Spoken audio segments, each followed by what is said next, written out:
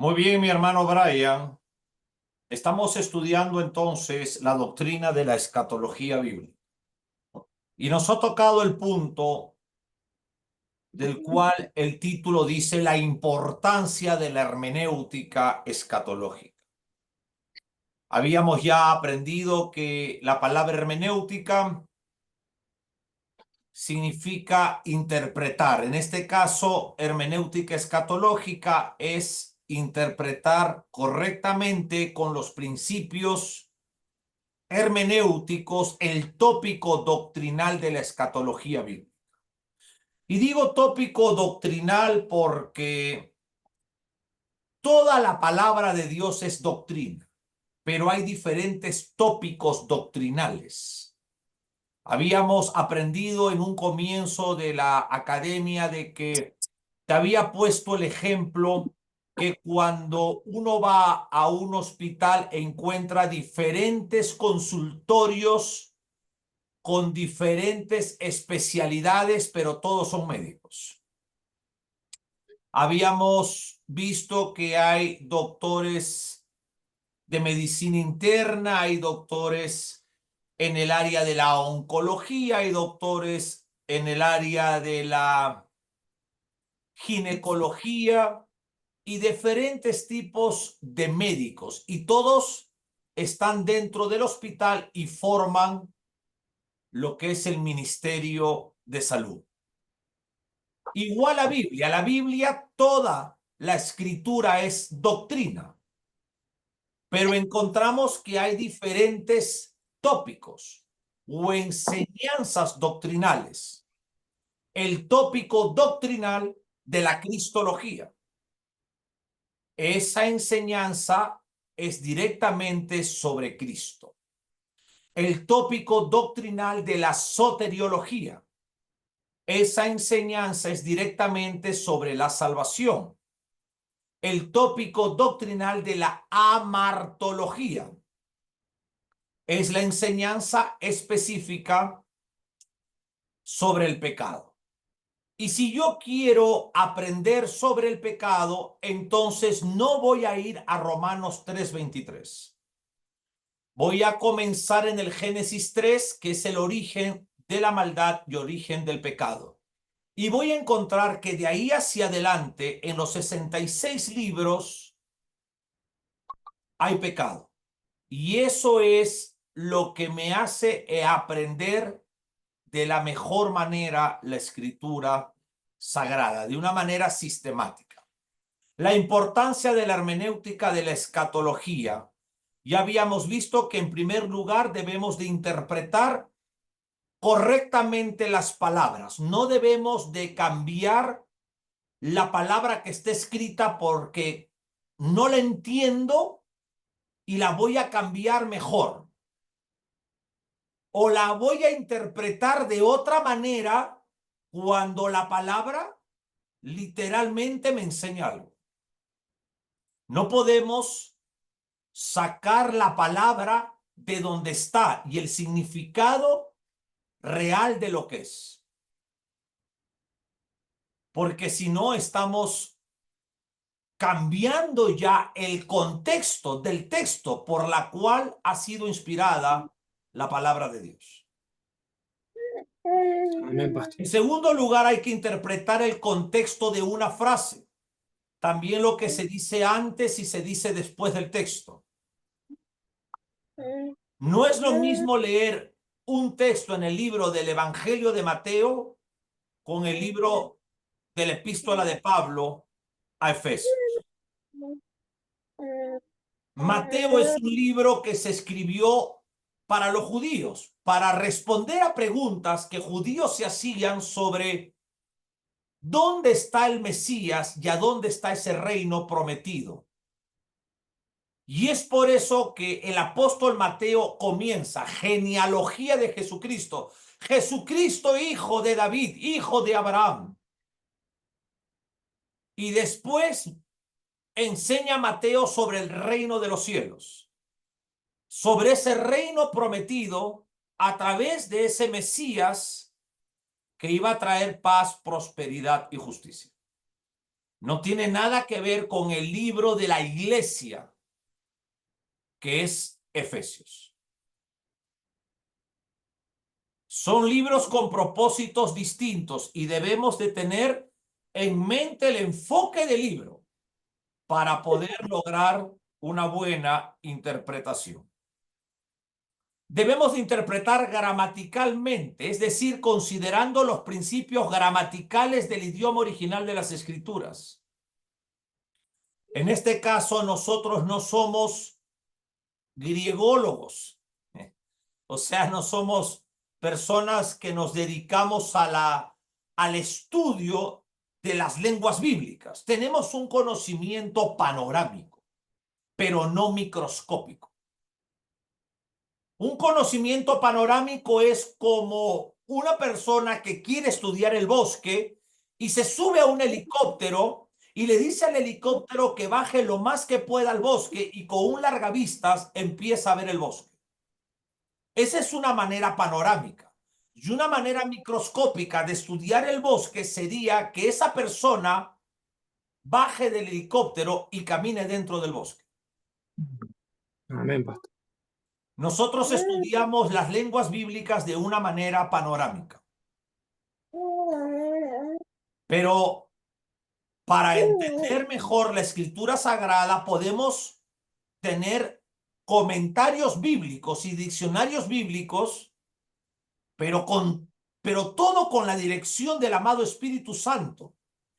Y debemos de ver que los comentarios y los diccionarios estén de acuerdo con la Biblia. Si no, no sirve. Te voy a dar un ejemplo. El Evangelio de Mateo.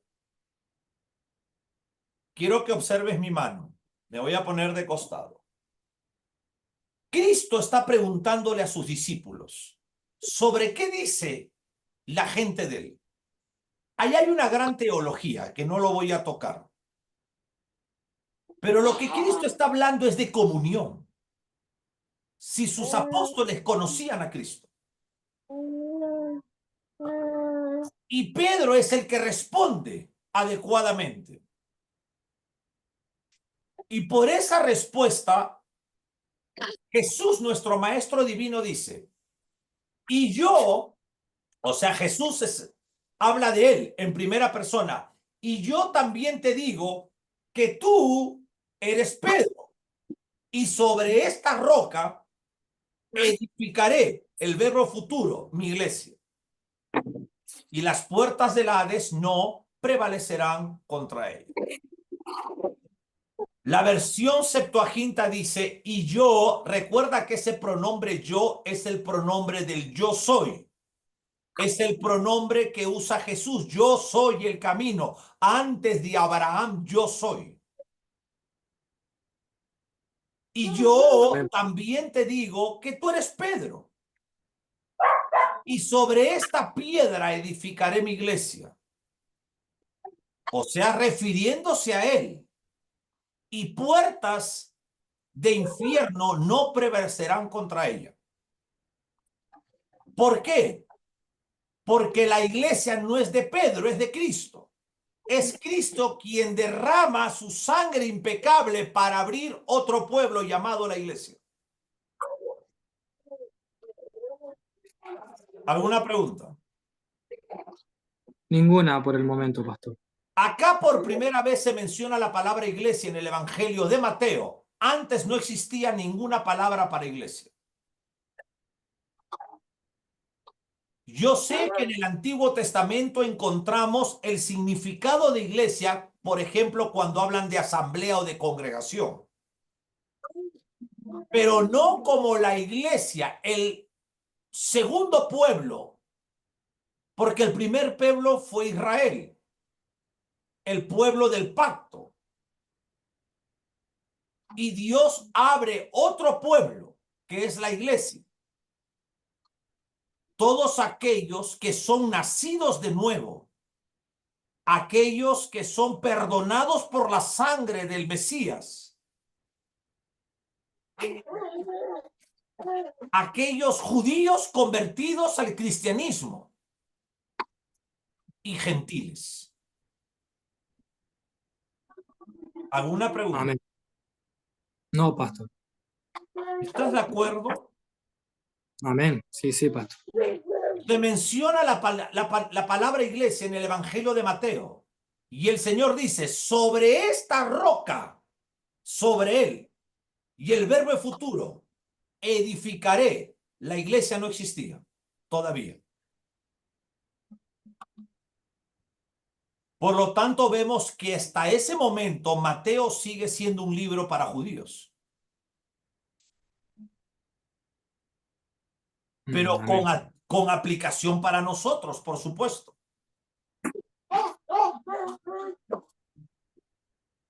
Vamos a estudiar un poco lo que es la palabra roca. Muchos piensan que la roca es el apóstol Pedro, como dice el catolicismo romano. Ellos dicen y enseñan que Pedro fue el primer papa. La realidad es que Pedro fue papá. La Biblia no habla mucho de Pedro, pero si tuvo suegra, yo voy a entender que tuvo esposa y tuvo hijos. Es lo lógico. Es pocos personas que se casan para no tener hijos. Es poco. Y eso no es lo que Dios ha instituido en un matrimonio. Dios bendijo a Adán y a Eva, los casó en el huerto del Edén y les dio una orden: fructificaos y multiplicaos. Por lo tanto, hay una orden para formar una familia, para formar un matrimonio. Hay que también tener hijos después de casarse. Amén, pastor. ¿Cuál sería una de las razones? Que a través de eso se extiende el evangelio, se extiende la palabra de Dios. La realidad es que Pedro fue papá, por eso el maestro divino sanó a la suegra de Pedro. No tiene nada que ver de que Pedro, el apóstol de los judíos, sea el primer jefe del Estado del Vaticano. Y digo del Estado porque Roma se divide en dos: la Roma política y la Roma religiosa, y realmente la Roma religiosa es la que gobierna Italia y es la que está metida en todas las naciones del mundo. Estudiando el contexto de Mateo y estudiando el contexto de los salmos, los profetas y aún los escritos del apóstol Pedro, entendemos que la roca es el Señor Jesucristo. Amén. Vamos a hablar un poquito sobre esta roca.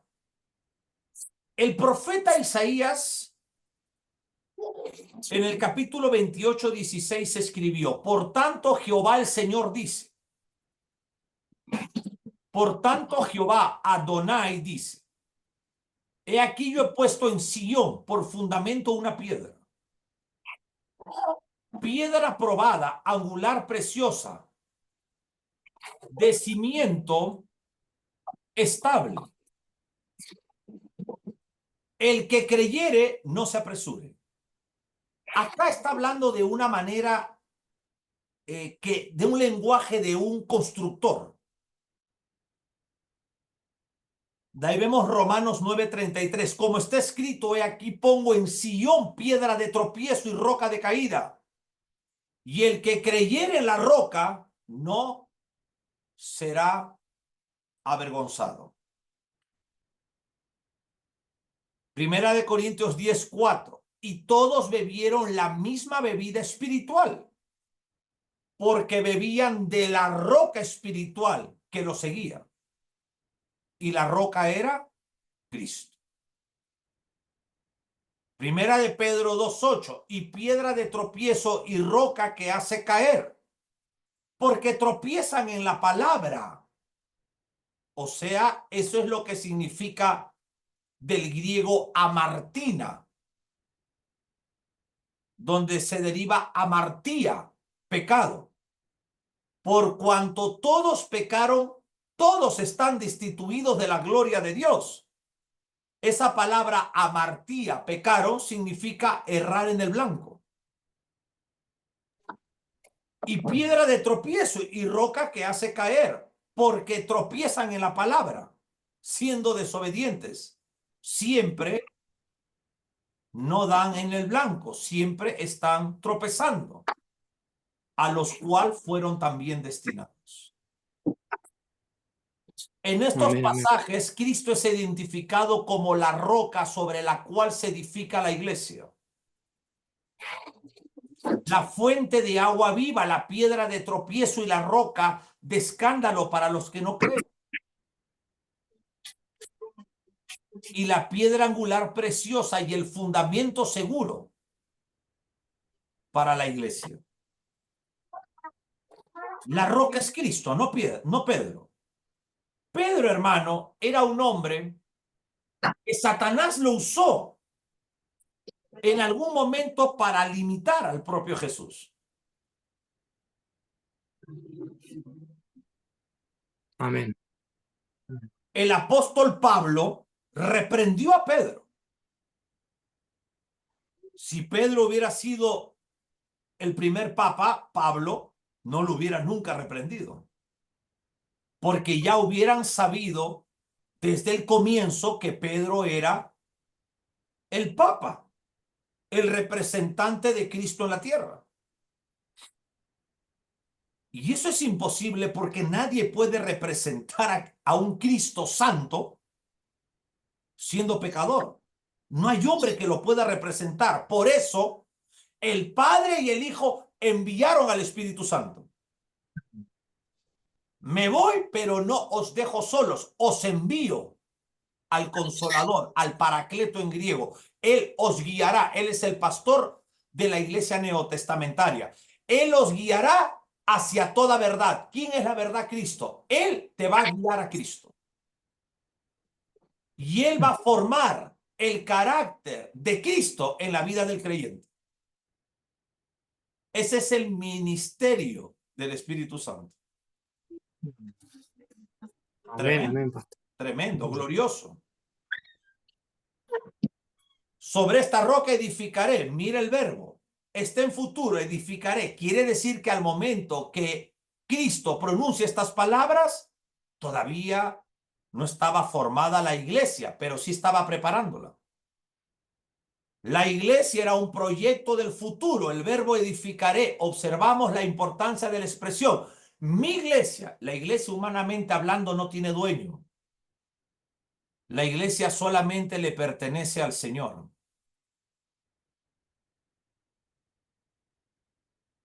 Y acá dice algo, la palabra griega para iglesia es eclesía.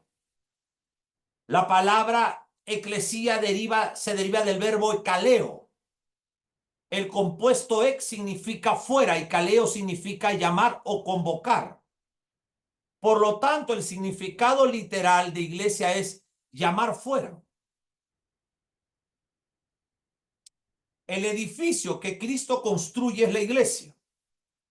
Y en Mateo 16, 18 habla de la congregación de todos los verdaderos creyentes desde el día de Pentecostés. Por eso Jesús habla en futuro, edificaré. Hechos 2. Hasta el día que Él venga a recogerla, el día del arrebatamiento. Primera de Tesalonicenses 4, 17. La iglesia comienza en Hechos capítulo 2 y termina en el momento del arrebatamiento. Qué glorioso. No puede haber Amén. congregación, reunión de Grey, sin que haya antes segregación. ¿Qué segregación? Separación de una Grey en este mundo. Tiene que haber una separación de seres humanos para formar la Grey. Por eso se llama los llamados fuera. Fuera de las prácticas de este mundo.